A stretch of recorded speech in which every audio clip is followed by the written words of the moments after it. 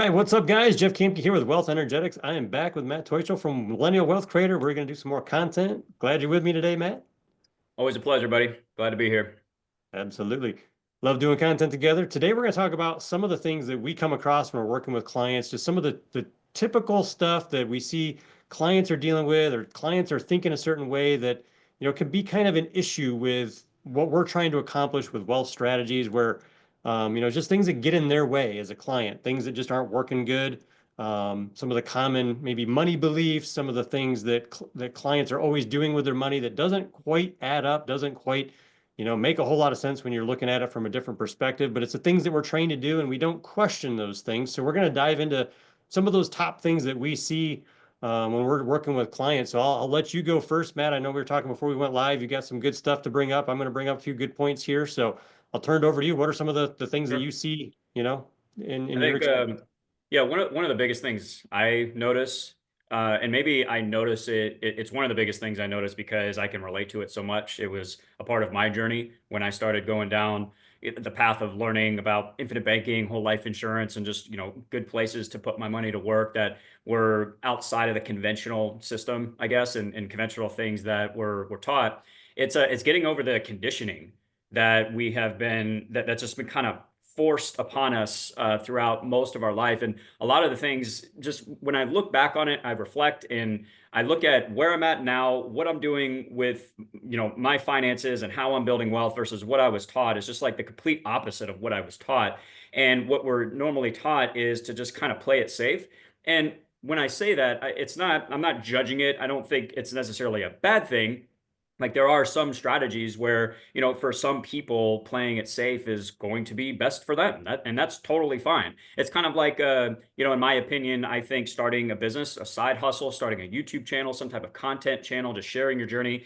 I don't care what you do in your life, is just like start sharing your journey. I think that's one of the best things that people can do, but it's certainly not for everybody. And I think it's the same thing with personal finances and how we build our wealth and how we like the what we decide to do with our money to accomplish our specific goals. It's all very specific to our situation. But what I've noticed though is as I have more conversations with people, it's really getting over the conditioning that has been forced upon us for so long. A perfect example. I mean, it's no secret that you and I are very big fans of custom design, dividend paying whole life insurance. I'm a huge fan of the infinite banking concept, even though it's not right for everybody. But in my personal experience, it is a fantastic strategy.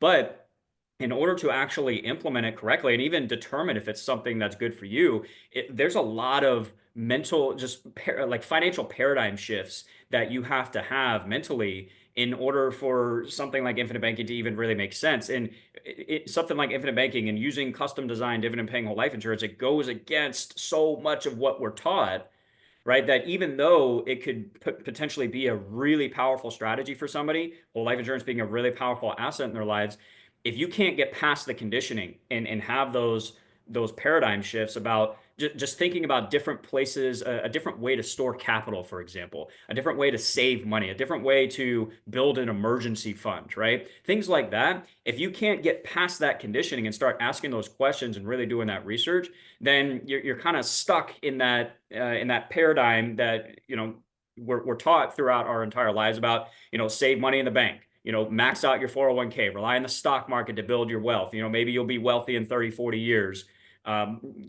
People use 529 plans for college, for example. Well, hopefully over the next 10 years, the stock market's going to perform so that you can send your kid to college. Like those are traditional, it's just traditional financial wisdom, things that we're taught, but are those things actually the best things for us? Like, is that the best way for us to accomplish our goals? In my experience, it's absolutely just a resounding no. Not that it wouldn't work for some people in some situations, but when you start to have those paradigm shifts, man, everything changes. You start questioning everything and you start to realize that there's a much better way, a much more efficient way of doing things, saving money, building an emergency fund, growing wealth, things like that, taking back the banking functions in our lives, right? Recapturing so much wealth and putting that wealth back into our personal economy as opposed to giving it to the system and banks and stuff like that, right? And so for me, that's what I would start with. The biggest thing that I've noticed, the biggest hurdle that people have to get over is these paradigm shifts and questioning the things that we've been taught for our entire lives. So I'll end it with there. Would love to hear your thoughts on that. Yeah, totally, man. I mean, it's something that I've had to overcome in my life too. I mean, when you started getting into anything related to money, once you're old enough to make money and you start thinking about like, well, what can I do with this money? Well, I remember early on in my schooling, you know, it was probably even elementary school, like one of the local credit unions came in, opened up little checking accounts for all the students, right? And so you just like are ingrained from literally elementary school on that you go to the bank for everything. So anytime you have money, you don't keep it, you take it to the bank. Every time you need money, you go to the bank to get it Right. out of your account. If you need to buy a home, you need to buy your first car, you need to go to college. Oh, wow, there's no other strategy on planet Earth, Matt. You have to go to the bank. So you get into this ingrained habit that the bank is where everything related to money is at. And you never are taught to think outside of that box. That Right. what else should I do with the basics of my life, my checking and my savings? And, you know, are those the best places to store capital? Most people have never even thought about asking that question. Should I store my extra capital in a savings account? You ask 1,000 people that, you'll probably get 999 answers that say yes. Yep. But there's potentially other places to store capital. Now, your immediate liquid savings probably still best in a bank, but there's other places you could store money. It could be stored in cryptocurrencies. It could be stored in gold. We would say probably a good idea to have some of that stored in cash value life insurance, where you've got it there and it's doing multiple functions for you. But if you've never even thought to answer that or to ask that question, you're probably going to never look at all the options and compare pros and cons of all those to arrive at the right thing that's going to be best for your financial situation. And then you extrapolate that out beyond savings. Then it's okay, I've got a job now. What do I do with this money to invest for retirement? Am I saving for retirement or am I investing for retirement? Well, most people say you're saving for retirement, but they're using an investment vehicle, a 401k Right. or an IRA. Well, are you ready to be investing yet? Maybe you're not. Most people start investing before they have a financial foundation in order. Something Yep. we're taught at Life 180 and we help our clients with is a hierarchy of financial needs, and essentially where, you know, in the bottom is how are you on your cash flow? How are you on your debt management? Do you have credit cards? Do you have a lot of loans? Where are you at on all that stuff? Are you bringing in enough money? Are you net positive every month? Are you net negative every month? And so there's all these things that we're just taught from little up, and we never think about maybe I should do something before I start investing in my 401k or my IRA. Maybe there's steps that should come before that. They're going to set me up for a better financial future into the rest of my life. And I agree. If we 100%. don't ever ask those questions, we will never arrive at a better solution. We're just going to continue to repeat what we've been taught, what we've been, you know, can even say brainwashed to believe in a sense, because sometimes when we actually get down, I know I've done this myself, like, why do I believe I should do this with my money? Why do I believe I should invest this? Well, if you think about it, it's like, well, that's all I've ever heard. It's what the media says. It's what all the books say. It's what all the gurus say. It's what my teachers say. It's what my professors told me in college. Like, it's what everybody's doing. So obviously, that's got to be the right path to take. Well, maybe it's not. Maybe they're all just following the herd of sheep, and nobody in that herd has ever stopped to question, why are we doing what we're doing? And when you Right. do that, you can usually come up with something deeper that maybe you would still arrive at the conclusion that the sheep are going is the conclusion and direction I should go. You might arrive at that, but you Yep. might open your mind up to something that's beyond that, that Right. can actually be more efficient for you, help you be more secure financially, help you actually build a better, you know, future financially. There's just all these considerations that come up. So yeah, I totally agree, man. Like it's one of those I things think that it's almost, and it happens not just in finance, of course, happens all over the board and health and all yeah. these areas of our life, relationships, that there's all these things that we just accept as truths and we just never challenge them. I think that's one of the most powerful questions that we can ask ourselves is why am I doing this? Why am Hmm. I doing what I'm doing right now? Is it because it's what everybody else is doing? It's the only thing I know. It's what I've been taught my entire life. I think that's a really, really powerful question to ask. And here's the consequence of not asking that question is by the time you might actually propose that question to yourself, it might be too late to do anything about it. You know, like people that they're reaching retirement age or whatnot, and they're discovering that holy crap, I don't have enough money for retirement. I actually have to go back into the workforce or come out of retirement because the 401k or the stock market it didn't perform, or I wasn't able to save enough money to put into, these different vehicles. Like, well, if we asked different questions in the beginning, and that's where I think the system really fails us, is we're not taught how to ask really good questions that help us determine what is actually going to be best for us. Because, like you said, you might ask that question and go down this path and arrive to the same conclusion, or the conclusion that what you were doing and what you're currently doing is best for you. And that is totally fine. Like, if somebody wants to, I'm not a huge fan of 401ks and just really tax qualified plans in general, but that doesn't mean they're bad and that they wouldn't make sense for people. It's just the problem that people like you and I typically have with those things, that people are doing it just because that's what they were taught to do. They were told to do. It's like the normal, the normal thing to do, right? It's what everybody does. They put money into a 401k. But here's the thing, is when, like, this is what happened with my journey, is when I started asking those questions, I realized that, holy crap, there is a far better way for me to build wealth, in a far better, like, more efficient way to store capital and things like that. And that led me to the infinite banking concept and dividend paying whole life insurance, private money lending, and all this stuff.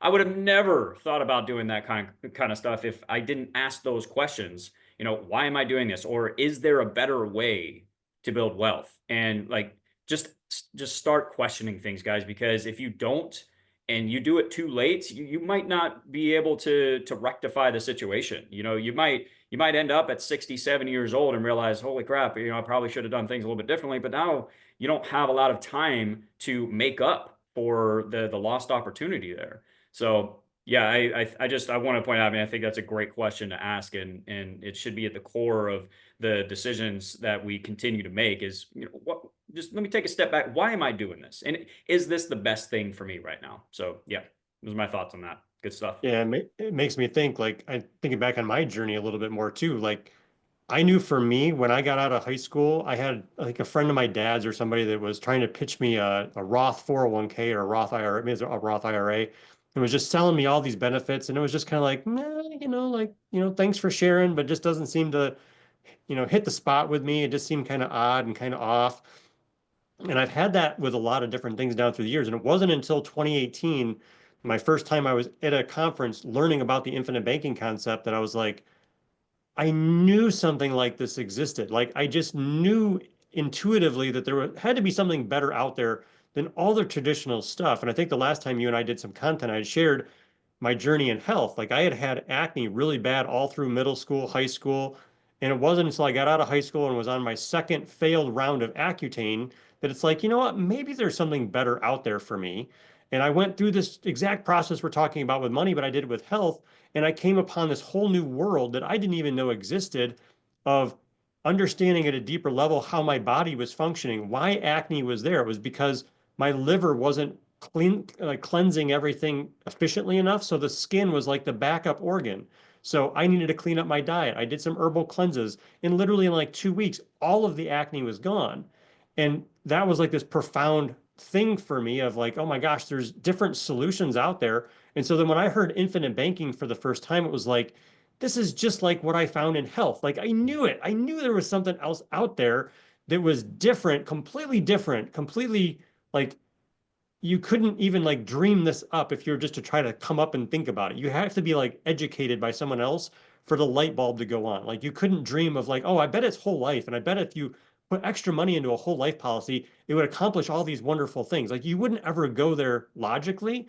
But then once you hear it, again, it's like pulling back the curtain of the great Oz. You're like, oh, there's like this secret money method out there that I knew must have existed, but none of the other things existed for me. So I think my point here is like, I think so many people have this hunch that the traditional stuff isn't probably the best thing. Like, there might be something better out there, but maybe they don't have the courage to buck the system. I know that's something that stands in a lot of people's way. Like, I just need to go with the flow. I'm not the disruptor. I'm not the person that's going to object to things. I'm just going to go along with what everybody says. I don't want to be that weirdo in my family. And so they just go along with everybody else, and they don't ever question things at the level to where they're willing to make a switch. And I think that's just so unfortunate when people, get to that point where they're almost like knowing they should do something, but they can't get themselves to do it when it has, I mean, really with money, you can you can course correct at some point along the way, but at some point you've gone far enough down the track, you're old enough, there's not time to recover. And if you time the markets bad, like, man, that's a really sucky feeling to know, like, man, I knew it 20 years ago. I probably should have looked elsewhere or asked the questions that Matt and Jeff are talking about right now, but I just didn't have the courage to do it. And so I encourage any of you, if you're watching this and hearing this, like, if you have a hunch that there's something different out there for you, like, listen to that. That's a voice that you don't want to ignore and shove down. And there's probably something beneficial on the other side of that gut feeling that you need to investigate and discover and see what path it leads you down. Yeah, 100%. So what I would add to that is, I mean, here's the thing. This kind of leads to another obstacle that I notice is like people are resistant to learning new stuff sometimes, where they don't want to put in the time and effort to learn something new. I don't want to become a professional investor, and I don't want to be a professional this and that. I just want to do my job, make my money. Hopefully the money grows, and then I reach retirement and everything is good. I think it's a very dangerous way of going through life when it comes to personal finances. And I would say that if I could be blunt here, we have an obligation to not just yourself, but your family as well, people that you care for and that care for you, to seek out the best opportunities possible to build and secure wealth. Wealth is a very important part of life. It's not the most important thing, but it certainly makes life a lot easier, a lot better.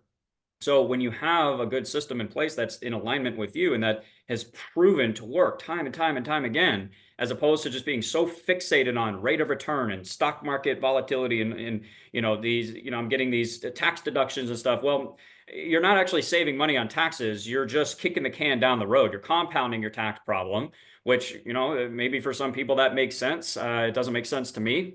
Most people I ask, if when I ask them, like, hey, do you think taxes are going up in the future? It's like, well, yeah, of course they are. Like, look at the national debt. It's like, well, then why aren't you getting your taxes out of the way right now?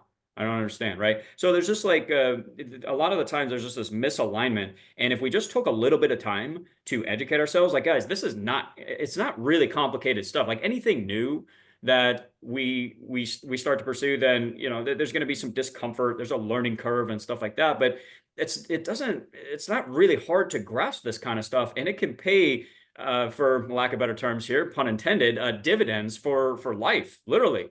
And like I mentioned earlier about how what we're taught traditionally when it comes to personal finances: get the job, you're going to rack up student debt, whatever, buy the home, have the kids, start the family, max out the 401k, right? That's really the big part when it comes to personal finance.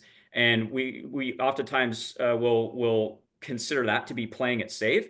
I would actually argue that you're kind of gambling with your financial future at that point, because you don't know what the stock market's going to do. You don't know what taxes are going to be. Are you even contributing enough to your 401k to really get the benefit? What about the fees? Are you paying attention to that? Fees can eat away up to half of your 401k value over your lifetime. Like, are you paying attention to any of that? And if you're not, and you think you're playing it safe, you might not be. And like we mentioned, it might be too late to do anything about it before you realize there's a problem. Versus with dividend paying whole life insurance, one of the things I think about with regards to this is, if you really did want to play it safe, I would argue custom design dividend paying whole life is the best way to play it safe, because it's the safest asset that we can own. It's guaranteed to grow every single year. Plus, you get dividends. These companies have never missed a dividend payment. You get all kinds of tax advantages. You literally buy a massive amount of net worth, so your family's protected. You have your legacy play that gets passed on income tax free. You have long-term care protection. So, like, if we're going to play it safe, why not have an asset that solves so many problems? And yeah, is it going to get 20% rates of return in 1 year? No, but it's going to get that slow, steady 3, 4, maybe 5% tax-free, uninterrupted compound growth for the rest of our lives. And it's just, if you're going to save money, why not save it in the most efficient way possible? And if you want to take chances in the market, go for it. But I would argue, like, I don't know that there's a better way to play it safe than whole life insurance. But again, it all comes back to asking those questions and then educating yourself about how these things actually work, not what your favorite financial entertainer guru, whatever, tells you how it works. Susie Orman, Dave Ramsey, whatever. Taking a little bit of time. I guess I would ask this, Jeff: is our financial future worth, let's call it 30 days of educating ourselves about a different way of doing things with our money? like is our financial future worth taking a little bit of time to study these things, figure out if it's worth it? I would say yes. So, and end of that part of the rant. So I'll hand it back to you, my friend. Yeah, yeah. No, all good stuff, man. I mean, it leads right into my next point of doing things safe versus risky. And what we're taught to do with investing, and I've kind of already alluded to this, but I'll expand on it, is we talked about that hierarchy, that pyramid that, we see it in the food pyramid, right? Our foundation is built on grains, right? Where it's like, what's really opposite, because fruits and vegetables are at the top, and we really should probably be fruits and vegetables at the bottom with some meats and eggs in there. And, we have this inverted diet, and we wonder why in the nation that we're in, excuse me, that, we're really obese and really unhealthy, and, all these cancers and all this stuff is through the roof. It's like, well, maybe we're doing things opposite. Well, then when we look at, are most people thriving financially? Probably not. Now, there's a lot of factors that play into this. Part of it is just the American programming around money and debt and consumerism and have all this stuff, right? That's part of it, obviously. But part of it is the pyramid that we're following financially is inverted as well. Investing should be at the top of the pyramid. It should be done as the last step in your wealth building process. Maybe second to last as far as like legacy and trusts and things like that. If you have a lot of assets to worry about, that's probably the very, very top. But you should have a solid foundation. Some people have an income problem. They're Mhm. not making enough money. They're withholding their skills, their value from the marketplace or from their job. They're afraid to step out. They're afraid to make a bigger impact, which correlates to more income. I go through these layers myself. I have for many years of extending my income, growing myself, realizing I have great value to give to other people and not stepping into that fully. And my income reflected that. I wasn't making enough money. But the more I step into my greatness, my bank account is directly, correlated with that, because when you give value, value is received. I mean, it's just a law of reciprocity. There we go. Reciprocity. Yep. Big word. That's just a universal law that we deal with. So, some people need to start there. They have an income problem. And then if you get the income problem figured out, you're making enough money. Some people have a debt problem. They have a Mhm. spending problem. So those things need to get handled. And the reason we say that is because we come across people, Matt, that they're putting all kinds of their extra money into their 401k to try to get that 7, 8, 9, 10, 11, 12%, whatever the number is this month that they're saying you get in the market. They're doing that, but then they're paying 18, 25, 30% on their credit cards. And it's like, but you're not putting your extra money towards the thing that's eroding your money. You're trying to grow your money faster at a lower percentage, Right. 6% in your 401k, than you are paying 25% in your credit cards. So you got to get the credit cards handled, because here's the thing. If you got rid of your 25% credit cards, that's like a 25% rate of return. Right. And actually Is more than that, when you do the calculation over many years and think about volume of interest, it's much more than Yep. 25%. It could be 200 or 300% sometimes. Yep. But if we don't tackle that part first, we shouldn't be investing. Now, it doesn't mean, and this isn't like everybody follow this. This isn't our financial advice for everyone. This is a concept of thinking about, where's my money going? Am I growing my money more or eroding my money more? If I'm earning 6% and paying 20% in interest, mathematically that might not make sense for your situation. Now, for some people, they still might want to be doing a little bit of both, but their extra go towards the debt. Again, not one size fits all advice, but it's questioning what we're doing with our money and making sure we have a solid foundation. And then usually from the income, the debt, then we go into, okay, now let's look at the protection part of our life. Are we protected in the ways that we need to with the right insurances? And this is where life insurance comes in. And it might just be term insurance at this point. It might not even be talking about infinite banking and dividend paying cash value life insurance. It might not even be at that point yet. But if you got hit by a car tomorrow morning on your way to work and you were dead, what would that mean for the rest of your family for the next 10 years? If you don't have that box checked, maybe we shouldn't be so focused on all the investing that comes next, right? Right. Maybe we shouldn't be doing that first. So those are the things that I see a lot with clients, is doing things out of order or not Yep. having the right things in place first, maybe because it's not as sexy or it's not as lucrative, or you can't brag about your, big 20% growth this year in your S&P 500 index fund, but really challenging what you're doing, why you're doing it, what order should you be doing it in, to play it much more safely so you can build on a good foundation, having an emergency fund, having an opportunity fund, doing all those things. And then once you have like a good opportunity fund, you got maybe 6 months minimum of expenses put away, then you can maybe start swinging for the fences and think about, okay, now it's time to invest. But if we invest first, if we invert the pyramid, right? We got our whole pyramids on this little point.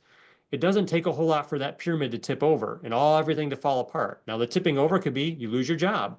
The tipping over could be the markets crash by 30 or 40%.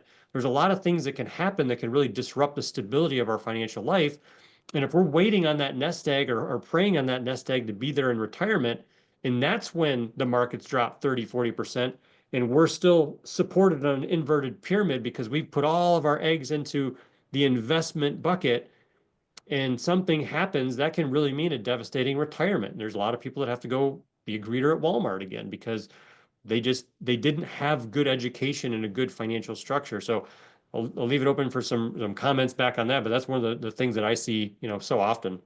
It's massive. I think the pyramid analogy is perfect for it. It's just like the food pyramid where everything is really backwards. It's the same thing with personal finances. I talk about this on my channel quite a bit. I talk about it a lot as I've put together what I'm calling my millennial wealth creator blueprint, where it takes what we're taught, which is like what we're taught is literally putting the cart before the horse, where we get the job and we put a little bit of money into our 401k and these tax qualified plans, and hopefully that's going to build wealth for us. And a lot of the times, unfortunately, people are sadly disappointed, and then it's too late to do anything about it. And as I researched this stuff more, what I found was, like, again, there's nothing necessarily wrong with the 401k, but the reason that so many people are not actually really benefiting from it is they can't contribute enough. Well, why can't they? Like when you look at the number of millionaires, like 401k millionaires, the majority of them reach that point not because the stock market did something amazing. I mean, we've been in a great bull run, but nobody knows what the market's going to do over the next 10 years. How do you know we're not going to enter another lost decade like we did from 2000 to 2010, right? How do you know that's not going to happen? Right. So, but when you look at the success of people that people have had with 401ks, it always comes down to making sure they're able to contribute enough. They're actually maxing out that 401k. That's what actually makes the big difference. The question becomes, why aren't people able to contribute more? Well, one of the things you mentioned was credit card debt is out of control. People don't have control of their debt. And what's interesting is that, so a lot of the times people treat credit cards like an emergency fund, right? Why are we doing that though? Well, it's because we're putting the cart before the horse. We haven't put a really good financial foundation in place so that when something happens, then we have to tap credit cards at 25, 30% interest, as opposed to maybe tapping something like a dividend paying whole life insurance that serves as just a phenomenal emergency fund. Great competitive interest rates. It's simple interest as well. You have flexible payments and all that stuff. Plus your money's growing at the same time. But it's like we're not taught to put that foundation in place. And then here's the other part of it, of putting the cart before the horse. We're not taught to max out our income. So what we're taught is we're taught to rely on these financial tools to build our wealth for us, as opposed to us being our greatest assets and building wealth that way. So my question to people is, well, why do we want to wait 30, 40 years to become a millionaire on paper? Why don't we just learn how to become a millionaire now? And when I say millionaire, I mean, that is very subjective. I'm not saying everybody has to become a millionaire. My point is, why are we waiting and trusting something to build wealth for us over such a long period of time when we have the ability to build massive wealth ourselves by the value that we provide to people? And it's a lot simpler than what people think. And again, going back to my blueprint, step one is always income. Step two is building the vault. That's your foundation. And step three, that's when we start really putting money to work, whether it's the stock market. I like Bitcoin. I like private money lending, right? You take your pick. But people are doing that kind of stuff first before they have their income figured out. And, they're putting $200-300 a month into their 401k. It's like, I mean, I suppose you could argue that's better than nothing, but I would argue that that money is far better served investing back into yourself so that you can learn how to double your income, right? Get some continuing education, go to YouTube University. Like, you can learn anything that you want, learn how to increase your income. So then you could put $2,000 a month into your 401k. Now we're talking about moving the needle here. But if you're putting just a couple $100 a month into these things, it's not going to make a significant difference in your life over the long run. What I can tell you personally that will is investing back in yourself, learning how to increase your income. Always increase your income as much as you can. Create passive income streams. Now you've got income coming in. You can make much more strategic financial moves that are far more in alignment with what you actually want to accomplish, right? Maybe it's funding a dividend paying whole life insurance policy. Maybe it's not. Maybe it is those tax qualified plans. I don't care. But you got to have your income right.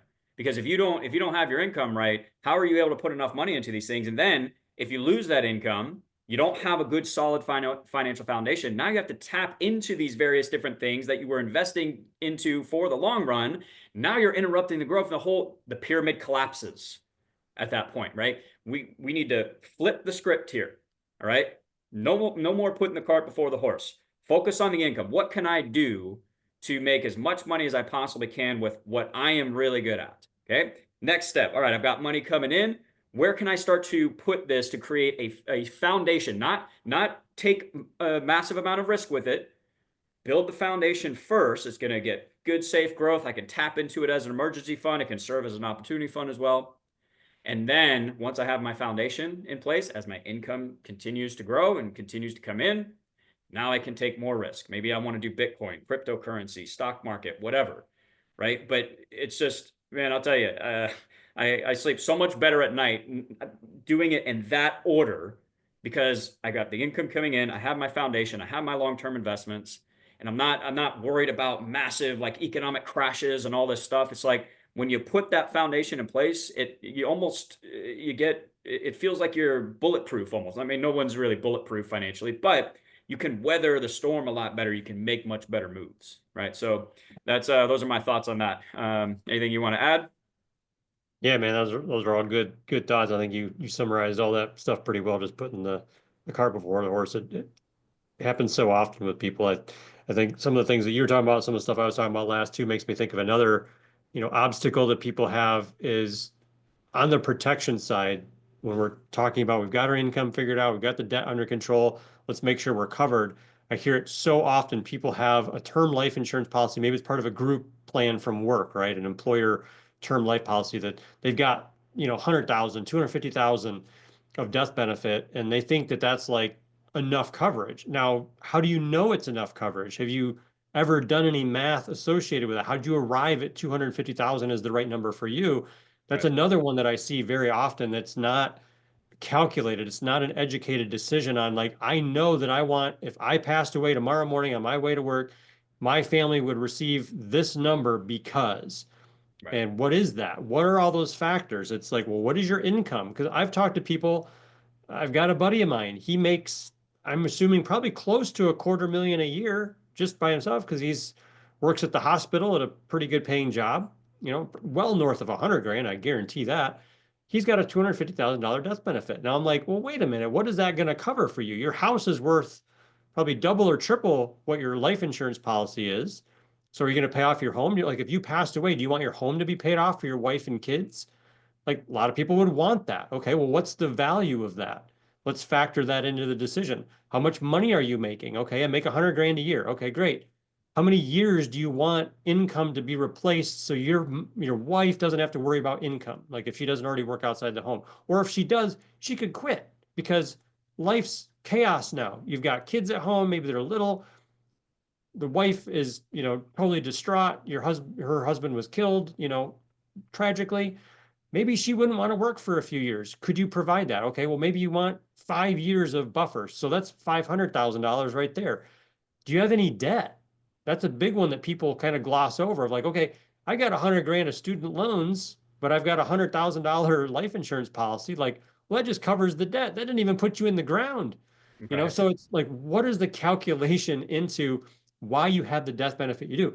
Maybe 250 is enough. Maybe it's not. But if you don't ever, and like back to our original points here, if you don't ask the questions, you will not know. And you need to work with somebody that can point these things out because there's things that don't maybe meet the eye when you're thinking about that. $250,000 sounds like a lot of money when you just talk about it. But when you break it down into covering debts, maybe paying off the home, making sure your income is replaced for a few years, making sure maybe you want your kids to be set up to go to college. Okay, well, what's that going to cost in 10 or 15 years?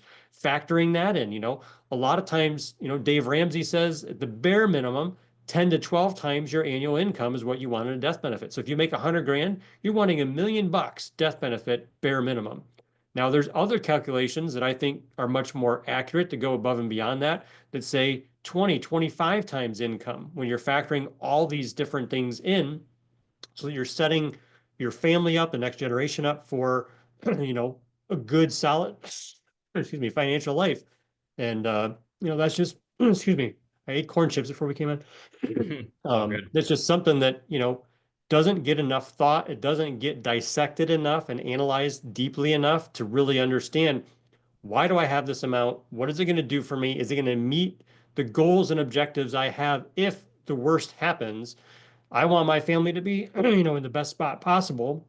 And so is that death benefit going to be enough? So Right. any thoughts on that, Matt? Yeah, absolutely. There's a reason that these life insurance companies approve you for 20 to 30 times your income in death benefit. Might want to ask the question why that is. Maybe because that is what you need. It's not like a set number. It's based on how much income you make. There's other factors involved, but that is a point worth noting. And actually wrote a quote here from a book that I read that I think ties perfectly into this.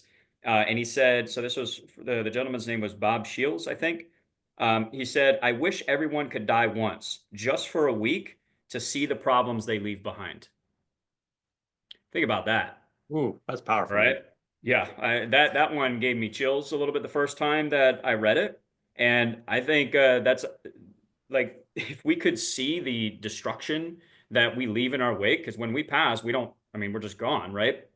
But there are loved ones that are left behind, and you have to ask yourself: Do you have the do you have enough in place to make sure they're cared for? Like, because oftentimes too, I think what happens is, like you alluded to this a little bit, where like we get hung up on the number. It sounds like $250,000. It sounds like a lot, but then when you start, calculating all of debts, liabilities, etc., you start to realize maybe it's not. But oftentimes we forget the the emotional turmoil, the grief that the immediate loved ones feel, and how that's going to impact them for however long. I mean, everybody adjusts to it and deals with it differently, but the passing of a loved one is traumatic, right? So I think we have to take that into consideration when deciding how much of a death benefit do we need, or is my spouse going to have what they need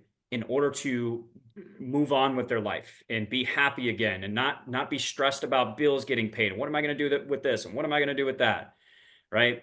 It's that's why, like, having life insurance is it's like the most selfless thing that you can do, because when it comes to the death benefit, you're not really going to benefit from it other than living benefits, but that's a different conversation. We're talking about when you pass away. It's the most selfless thing that you can do, because you are making sure that the people in even organizations that you care about the most will benefit, and I don't want to say benefit, but like just be able to recover from your passing and be able to continue on with life. And our mentor, Chris Kirkpatrick, talks about this all the time, how it's a self-completing plan. What if you pass away halfway into what your plans are for building wealth for your family? What happens if you pass away halfway through it? Well, the beautiful thing about life insurance, permanent cash value life insurance, whole life, is that it's a self-completing plan, right? It allows you, and it gives you the opportunity to complete that plan financially even after you're gone, and have it provide for your family afterwards. So don't take the death benefit lightly, guys. I mean, the argument can be made that something is better than nothing, of course. But at the end of the day, like, especially as your income grows and stuff like that, I don't know that you can have enough death benefit, in my opinion. So it's just something to consider. Don't take it lightly. And if there's anywhere in your financial plan, I think that you should be asking that question, is like, why am I doing this? Is this enough? And like really evaluate it. It's going to be the life insurance for sure.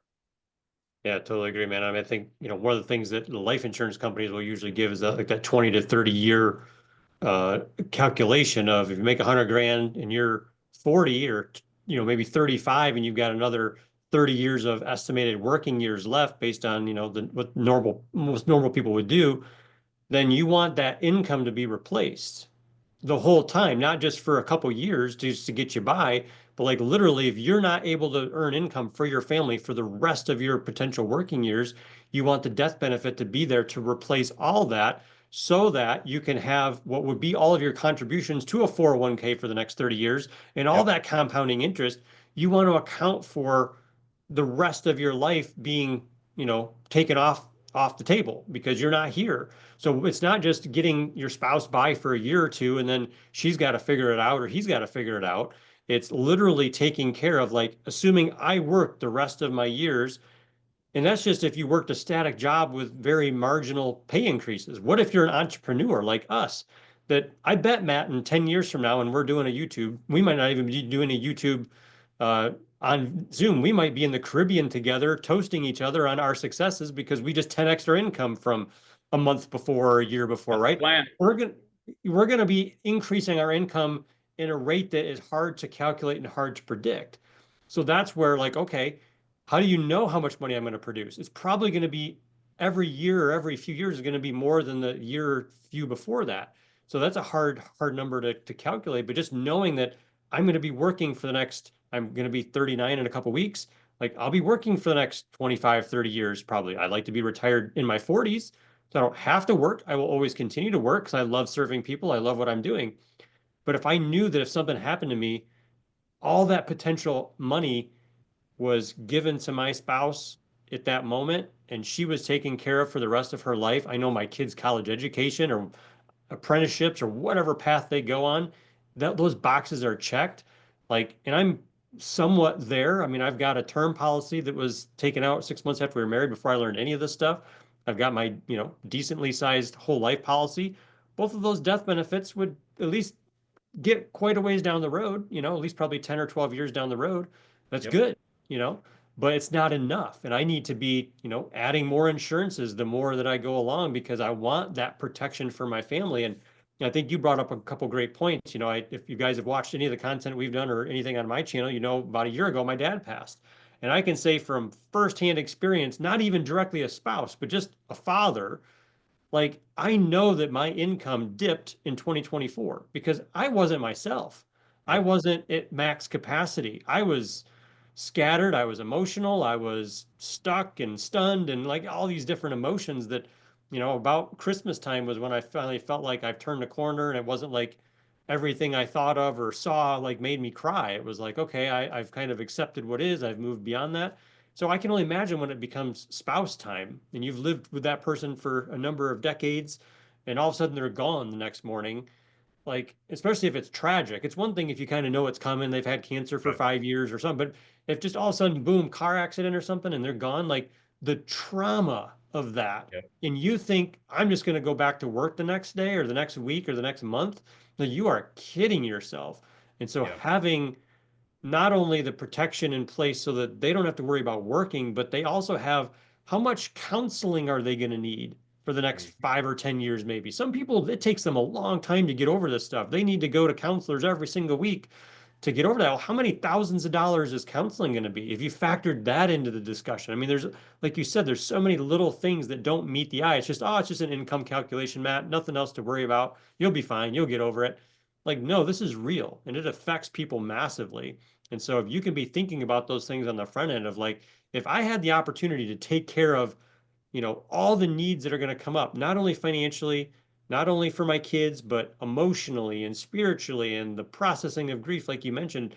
And like, I've thought through all that stuff. I mean, being the guy, like we have a responsibility as the husbands or the males in the relationship to be thinking about that stuff, to take care of our families in that way of like, you know what? I had enough forethought to know that if something happened to me tomorrow, I'm going to be able to fund 3 years of, psychology courses and mentorship and all that to work you through this stuff. Like that's all accounted for. I got you covered. Like that's the ultimate, taking care of your family at that level. So yeah, Yep.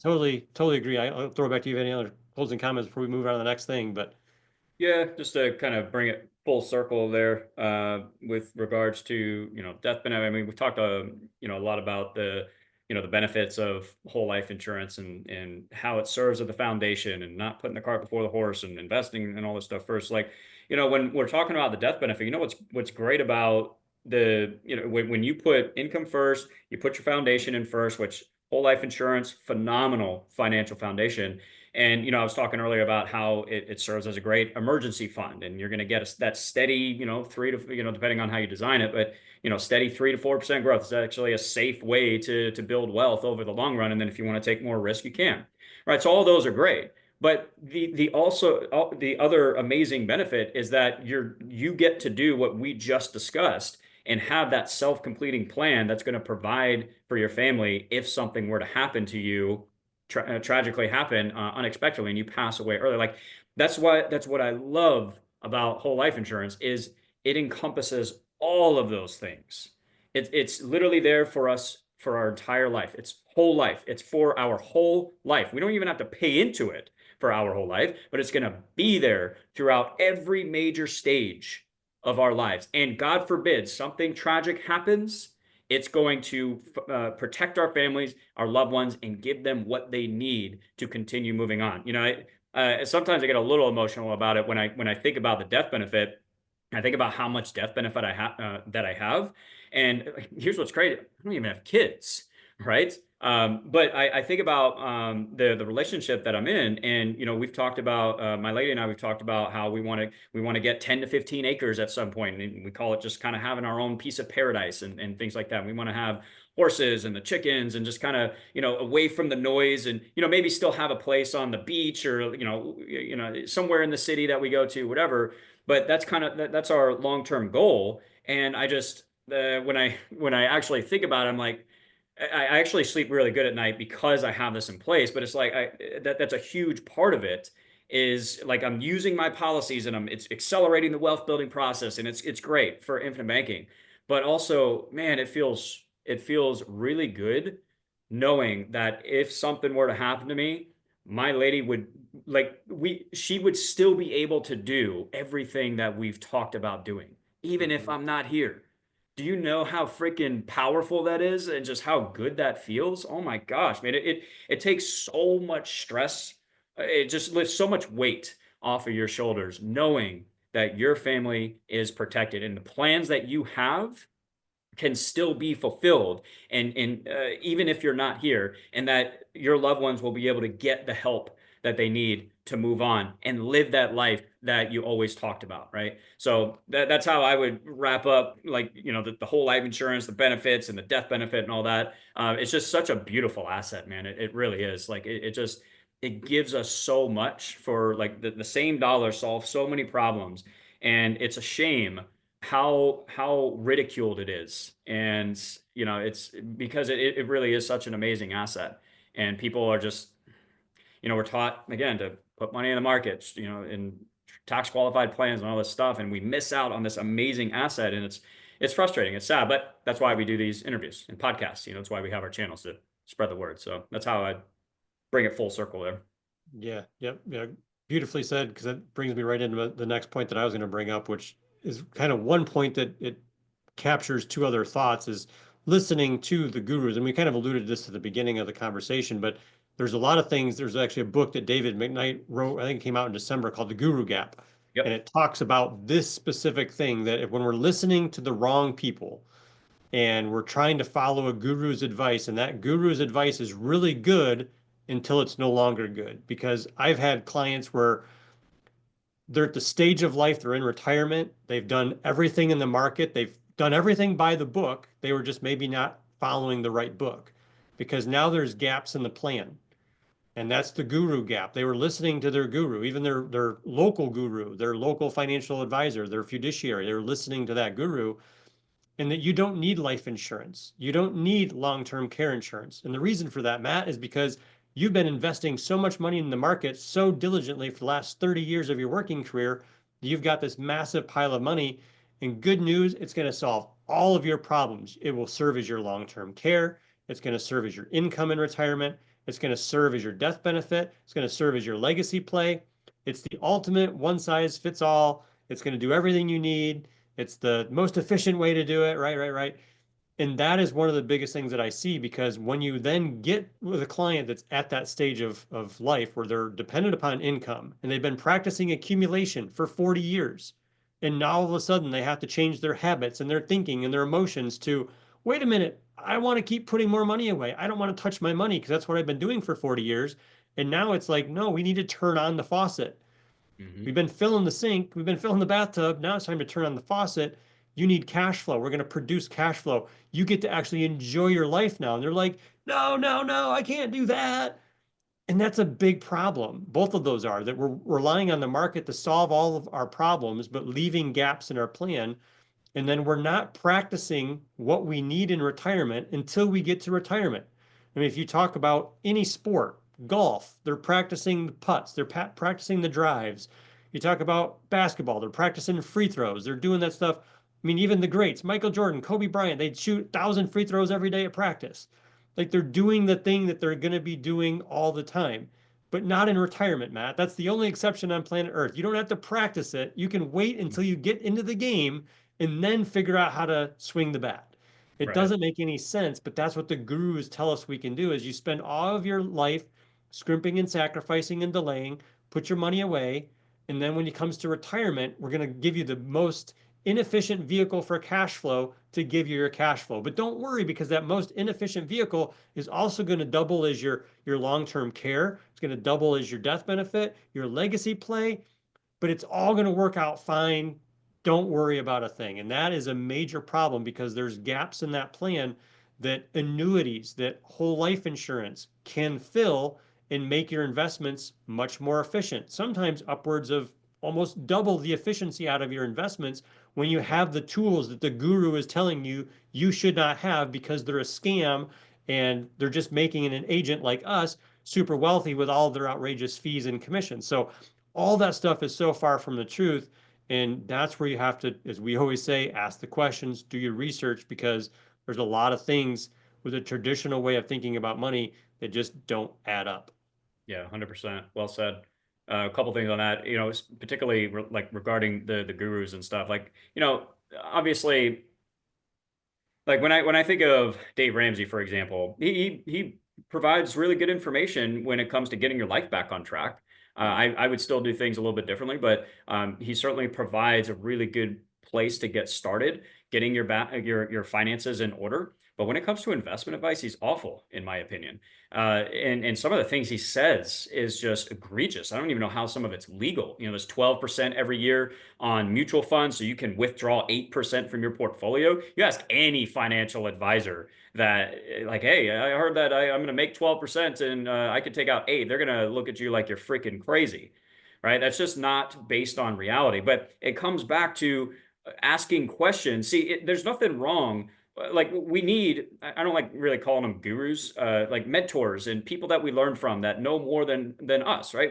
We need to learn, but we need to do that from a position of curiosity, not following this specific person just because they're popular, right? And assuming that everything that they say is correct or in your best interest, because oftentimes it's not. We say this all the time, Jeff, on our channels. Don't even take what we're saying at face value. We're just presenting ideas and what's working for us, different ways of thinking about things, so that you will go out, ask these questions, do your own research, and figure out what's best for you, right? We shouldn't be following any one particular mentor, guru, whatever. We take different pieces, right? And from each one of them, we start to put the puzzle together for our own personal finance. I'm going to take something from Dave Ramsey, Dave Ramsey over here. I'm going to take something from Matt and Jeff over here. I'm going to take something from these, all these different places and mentors.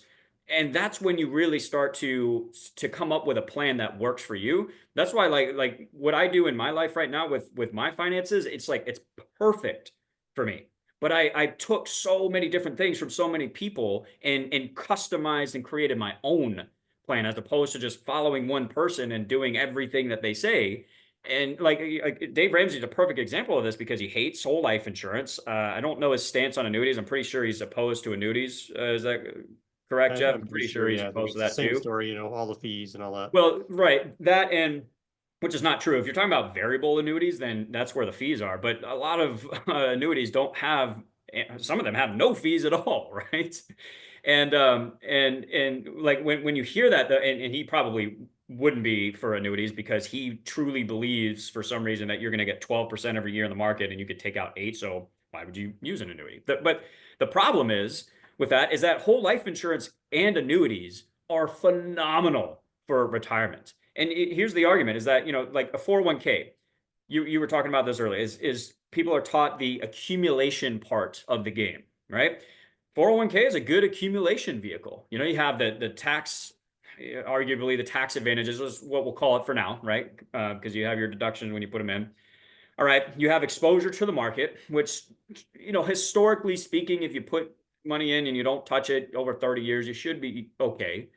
All right, but then the question becomes, is the 401k the ideal distribution vehicle? Because there is a massive difference between playing offense and defense. All right, you can have phenomenal offensive line. You're playing football, right? But then if you take those star athletes on the offensive line and put them on the defensive line, it's going to be chaos. It's going to be an utter disaster because it's a completely different game at that point, right? So we have to realize that there's an accumulation phase and a distribution phase, and that there's specific vehicles that work very well in those different phases. 401ks, tax qualified plan, stock market, whatever, good for accumulation. Horrible, absolutely horrible for distribution. What's good for distribution? Well, I can't think of anything better than annuities. When you set it up right, you do things correctly, you could create the same amount of income that you would from a 4% withdrawal rate with like half the money. Maybe a little bit more, but my point is you would be so much more efficient. And one of the things, I did a video on this not too long ago, is that if you were to realize that, like, you could get 7-8% withdrawal from, or like 7-8% income rate from an annuity versus a 4% withdrawal rate. Well, what you could do is whatever income you were going to create with that 4% rule, create that with the annuity, and then whatever's left over, you could just keep in the market, let it roll for another 5-10 years until you need a raise, and then do another annuity. Why do we do that? Because annuities are phenomenal at distribution. They're not very good accumulation vehicles. So when I see people selling like the upside potential, downside protection of the market, and which it can be okay for, it's just people have the wrong mindset around that is we're not using annuities to build wealth. Okay, we're using annuities for the income. We don't buy an annuity for what it might do. We buy an annuity for what it will do, what it's guaranteed to do, what it's best at, which is creating income, right? So like, Jeff, when I started to think about these things and I started doing my research, started putting the piece of the puzzle together, I thought to myself, like, this seems like common sense to me. This doesn't seem very complicated. We use accumulation vehicles for accumulation. We use distribution vehicles for distribution. 401k for accumulation, annuities for distribution. And then we have our whole life insurance as our foundation, which is phenomenal for retirement as well. Great volatility buffer, great long-term care protection. You could get your dividends paid in cash for supplemental retirement income if you want. You have your death benefit, massive legacy play. So it actually gives you permission to spend, as Tom Wall said, and it's the name of his book. Right? When you have those things in place, you can actually spend your assets more freely to live the life that you want because everything's already going to be replenished when you pass away because you have the death benefit. You don't have to worry about your spouse being taken care of and whether or not you're going to be able to pass enough assets off to him or her. You have the death benefit. You have guaranteed income for life. Is your 401k going to give you a 7% withdrawal rate guaranteed for life? Nope. No. And God forbid that you reach retirement and we hit a nasty downturn in the market and you're taking withdrawals from that. You don't have a volatility buffer. You don't have that guaranteed income. Good luck. That's all I can say. I hope that works out for you, but a lot of the times it doesn't. And like you said, Jeff, I think it puts it perfect. Those are the major gaps in people's plans. It's in their blind spot because they're blindly following people like Dave Ramsey or pick your favorite financial guru and not asking these questions. Another question to ask would be, where are the gaps in my plan right now that I need to fill? And what is the best asset for that? All right. So I'll end it with that. Any thoughts on that? You're on mute. Yep. Yeah, I want to put a couple numbers to this because you brought up some really good points. And the last annuity that we wrote, it was just under 200,000. It was about 195,000 that the client put in. It was giving them, I think, just under 16,000 a year of income, like 5,000 or 15,800 or something like that. So It's that's roughly like about 8%.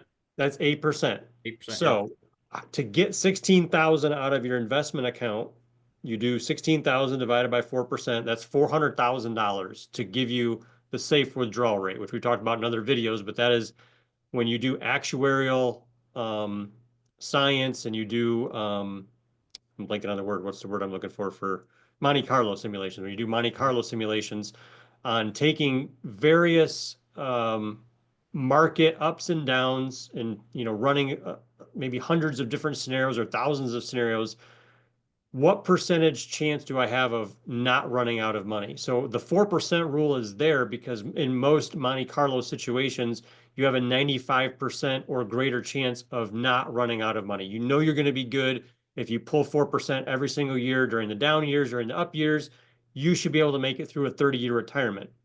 So that's why we say 4% is because there's actual math, actual data behind that reason. So Right. in order to get 16,000 out of an account that's tied to the markets, you'd need $400,000 of principal in order to pull that. So right there, like you said, Matt, it's about 50%. And it was actually a little bit less than 50% in this exact example, And it's 195 not to guaranteed. 400,000. It's not guaranteed for life either. Exactly. And the annuity is there's a contractual guarantee with the annuity that the life insurance company will pay that out every single year until she passes away. And so that is a powerful thing because she knows for a fact there's certainty that comes with that number. She knows that money's coming in, and that's the whole part of a portfolio is having enough of the percentage that's right for you and your risk tolerance and your goals that's fixed income that the money's coming in with clockwork to cover your living and lifestyle. And some people are at a point that they can actually have enough money coming in above and beyond that they are guaranteed to be able to travel every year. They're Yep. guaranteed to be able to do the things that they want to do to enjoy life.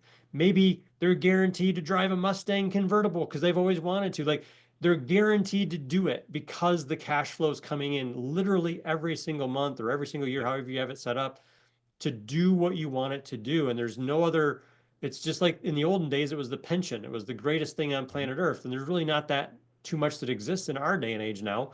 But it can, the principles can be there with the annuity. Now, yes, you're giving up the capital, but you're not like giving up 100% of your assets to an annuity. You're doing a portion of it, 30, 40, 50%, whatever that number is right for you, that you're putting over to that for in exchange the guaranteed cash flow. Because Right. if you outlive your normal retirement age or even outlive your normal life expectancy and you're guaranteed that money, that's a lot better than, oh crap, my investment account ran out because I wasn't planning on living longer. Right. There's a lot of Well, people and that, yeah, go ahead. yeah, there's just a lot of people that live longer. I'm thinking of back to my great grandmother. She lived to 105. She was near death at home. They took her to a nursing home, expected her to go in like a matter of months. She lived 16 freaking years in a nursing home to 105. But she was on obviously governmental assistance. It wasn't like she funded herself, but if you have a plan in place that is for the intangible things that you can't foresee, like if what happens if you outlived your money, are you still taken care of? Well, with a plan like this and an annuity, you check that box. Yep, I'm good. I don't have to worry about it. I don't have to go back to work at 80 years old and try to come up with an inflation adjusted amount of income that's way more than it was when I was actually working before I retired the first time. Like those are all things that you can plan for. So what was your thoughts, Matt? Yeah, there was just one point I wanted to make on what you said about like moving money in from like your portfolio or whatever into an annuity and you don't have access to it anymore. But here's the question: is why did you acquire everything in the portfolio in the first place? Well, it was to create income, was it not? Like we can be rich on paper, but if it doesn't pay our bills, what's the point? Right? So if the point of the 401k or tax qualified plans, portfolio, whatever, is so that we have enough money in retirement, that means we're going to have to sell off our assets to create income. That's the point of the assets. Okay. So if the point is to create income, not hold on to these assets for as long as I can. The point is to actually pay my bills and live my life and travel and all this stuff. We need income for that. Well, what's the best income vehicle to do that? Not a 401k. So move it's annuities. So moving the money from the portfolio to the annuity to create the income that you need. Well, you're already going to be creating income from the portfolio. Why not create the most amount of income in the most efficient way possible that's guaranteed for life? Why on earth would you not at least consider that? And because it's so efficient and you're going to get the same amount of income with half the money, you can, and because some people like being in the market, or they like following it, whatever. Well, you can keep some of your money in the market. Like Jeff said, you don't have to move all your money into the annuity, but it's that paradigm shift, man. It's like, okay, well, the point of this is to create retirement income. So why wouldn't I use something that's going to create the most amount of income for me? I don't know, it's one of those things that was just kind of common sense when I asked that question and started going down that rabbit hole. It's like, why aren't we taught this? This is pretty basic stuff. And I think, we've talked about this, like having that in your plan during the accumulation phase, as opposed to being thrown in the game without any training whatsoever. You practice it, you study it first, so that when you're ready to hit retirement, when you're ready to get into that game, you're set, man. You're ready. You've got your game plan in place. You know exactly what you're going to do. There's no stress, no worries, no nothing. And you get guaranteed income for life. I don't know why anybody would not at least consider that. So, Yeah. Well, it makes me think I was having a conversation earlier with another Life 180 agent that and we were talking about like annuities and if investments hit and he came into a lot of money in the next couple of years, like what could you do with an annuity? And it made me think I've heard, I can't remember which professional football player it is, but it was a fairly prominent one that got a massive contract, and they were interviewed by like Forbes or somebody that they're like, how did you manage your money? And they're like, I just went out and bought a bunch of annuities with most of my money, or a percentage of my money. They're like, it's clockwork money. I don't have to forfeit my principal. I don't have to worry about running out. That money's going to be working for me the rest of my life. I can do other investments and do other things with the other portion of my money that I didn't put in the annuity. But I've Yep. several times over taken care of my income. It's coming in every month. If I have a surplus, I can grow it after, a couple of years, and I can go put that into something else. Like you've got options. And so they're already thinking that way at, probably less than 30 years old. They're churning out annuities to take care of themselves after they're done playing professional sports, because they know they're not going to Right. do that forever. And they're Right. being really smart about that because they're knowing that they're putting money efficiently into something that's going to give them income. And that's what they need, is just income. And so that's just a great point. I was going to go back to the example that I gave of this client that, we put 195 in the annuity. We would have had to use 400,000 to get the same amount of cash flow. So if I could take 400,000 and I take 195 of that and put it into annuity, that means I've got 205,000 left to keep in the markets. Yep. Well, if we're getting a 7% rate of return, we know about every 10 years, based on the rule of 72, we're going to double our money. So in 10 more years, my 205 is going to be 410. I could do another annuity at that point with my growth, keep my 205. Now I've got $32,000 of income coming in. I've still got 200,000 that I can still play in the market. It's going to grow in another 10 years, double it roughly. I could keep playing that game. And by the time you got to retirement, maybe you're already close, maybe you only got a decade or two left, but that's what you can do. You can play in both worlds. You can use the best instruments for growth and get the growth, and you can have the best instruments and the most efficient instruments for cash flow, producing cash flow. This isn't an either or. You have to pick one and you're only on the 401k camp or the annuity camp. It's how do you want to best leverage your money towards your goals? And there's a million combinations of what we're talking about. It could be gold, it could be Bitcoin, it could be, real estate, it could be buying businesses, it could be ATM machines. Like there's all kinds of things you can do to put your money to work that are exciting to you and they're in alignment with what you want to do. Do those things and then take care of the guaranteed part with the annuity. So you're good. And then you can go play with the rest. I know Matt Love calls it a play check, or Tom Hegnick calls it a play check. You got your paycheck and your play check. So those come in from annuities because they're so efficient and they can meet that need. And then you can go grow your money however else you want to, because you're much more certain. You can maybe take a little bit more risk with that other amount. In this case, 205,000. You could take a little bit more risk. Maybe you could push that maybe more towards 8 or 9% in the markets instead of 6 or 7, because you've got the checkbox covered of your income in retirement. You don't have to worry about it. So then Yep. maybe I've got more growth to play with, and I can maybe swing for the fences in a Bitcoin investment or something like that. And if it goes belly up, oh well, I'm still covered, in my bases, and I'm good. So yeah, those are kind of my final thoughts. Any closing thoughts you have, Matt, on this whole thing? I think we've covered a lot. This stuff isn't rocket science, guys. You just got to start asking the right questions, man. Like, I'm not like some massive financial guru. I don't think like I know some secret that other people don't. Like this stuff is available. All you got to do is have some intention. Bring some intentionality back into your personal finances here. Just start asking some questions. Start finding those gaps and identifying and researching these different tools that you can use to plug those gaps and watch your personal finances blossom. Of course, always focus on increasing income as well, but just start questioning things, man. That's what I would wrap up with. It just comes down to asking the right questions and making sure that we're doing what's best for us based on our specific goals. Yep, perfectly said. Yeah. Good stuff, man. Yeah, I don't think I have any other closing thoughts other than make sure you're tuned into Matt's channel, Millennial Wealth Creator. He's got lots of great content over there talking about his journey and all the things he's doing with infinite banking and private money lending and anything else that you come up with that seems Mhm. like a great asset to use. So make sure you're subscribed to his channel, and make sure you're subscribed to mine as well if you haven't already done so, and click the notification bell so you know when we're coming out with more content like this. So thanks for joining me tonight, Matt. Always fun Thanks for to having me. chat this stuff with you, man. And we'll catch you guys later. Take care, everybody. All right, man. See you next time.